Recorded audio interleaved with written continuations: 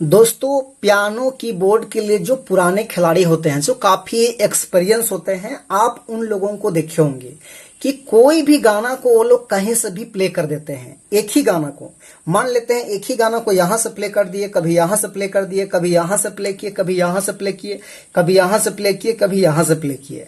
तो आप ये देखे हैं कि जो पुराने एक्सपीरियंस और अनुभवी लोग होते हैं, वो एक ही गाना को कहीं से भी कोई सा भी बटन से वो लोग आसानी से प्ले कर देते हैं।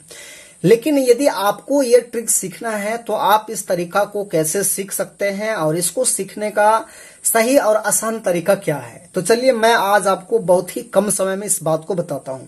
तो सबसे पहले हम लोग क्या करते हैं, एक छोटा सा गाना या धुन हम लोग प्ले कर लेते हैं और उसके बाद हम लोग उसको समझते हैं कि ये ट्रिक कैसे लगाया जाता है। तो एक गाना आप लोग सुने होंगे नागपुरी का, सुन काका बब्बतों जल्दी से शादी कर दे, जोड़ी जुमा दे शादी कर दे। ये गाना आप लोग सुने होंगे।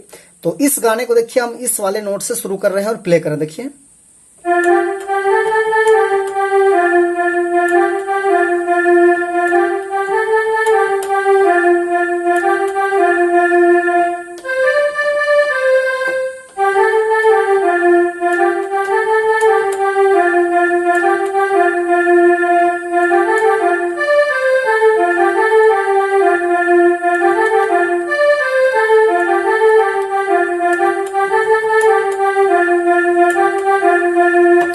तो अभी देख लिए कि हम कैसे प्ले किए। अब आपको ये देखना है कि मैंने कौन कौन सा नोट से इस धुन को प्ले किए।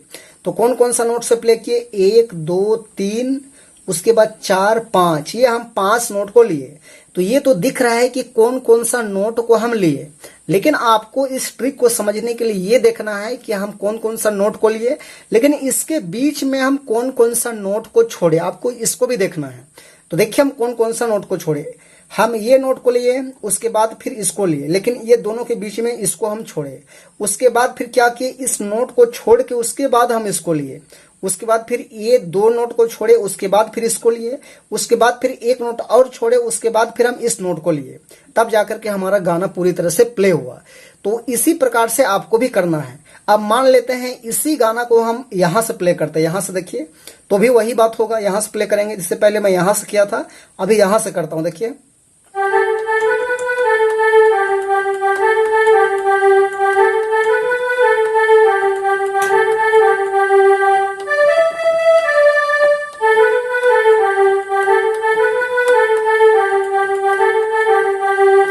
तो यहां से भी प्ले हो गया। तो इसमें भी क्या हुआ, सेम टू सेम वही चीजें हुआ। जब हम इस नोट को लिए तो इसको छोड़े थे, उसके बाद फिर इस नोट को लिए थे, उसके बाद क्या किए थे, फिर इस नोट को छोड़ के उसके बाद फिर मैंने इस नोट को लिया था।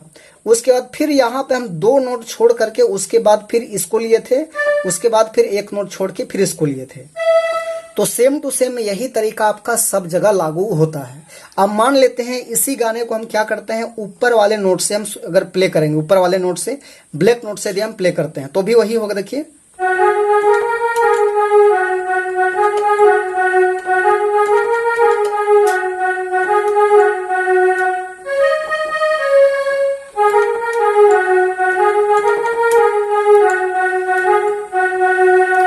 तो यहां से भी क्या हुआ, जैसे हम इस नोट को लिए, उसके बाद फिर हम इसको ले रहे थे, लेकिन बीच में क्या किए, इस नोट को फिर हमने छोड़ दिया था। उसके बाद फिर इसके बाद मैंने इसको लिया था, लेकिन बीच में फिर 1 नोट छोड़े थे। उसके बाद यहाँ पे ये दोनों नोट छूट रहा था, उसके बाद फिर हम इसको लिए, उसके बाद फिर 1 नोट छोड़ के उसके बाद हम इस नोट को लिए।